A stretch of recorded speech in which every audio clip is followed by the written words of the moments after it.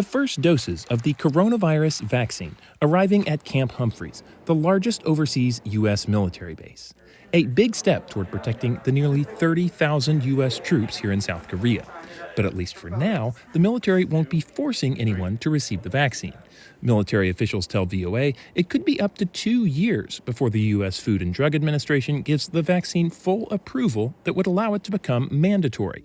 Colonel Doug Luget, the lead U.S. medical officer in South Korea who spoke to VOA remotely, says it's an unusual situation for military leaders. Here in the military, especially, the Army, we're not used to telling people to volunteer or asking them to volunteer for things like this. That's been an interesting thing to work through to help make sure people make good, informed decisions.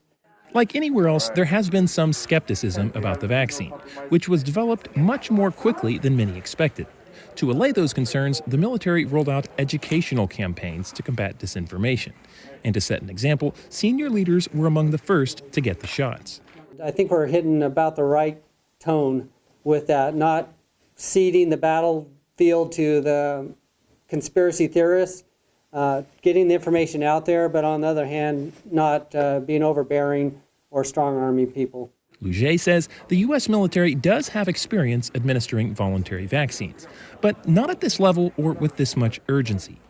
So far, the plan is working, says Colonel Lee Peters. Since we've seen the vaccine and the people have kind of like observed and watched and did their own research and education, we've seen those numbers grow dramatically to where I would say very few people are now saying, hey, I don't want the vaccine.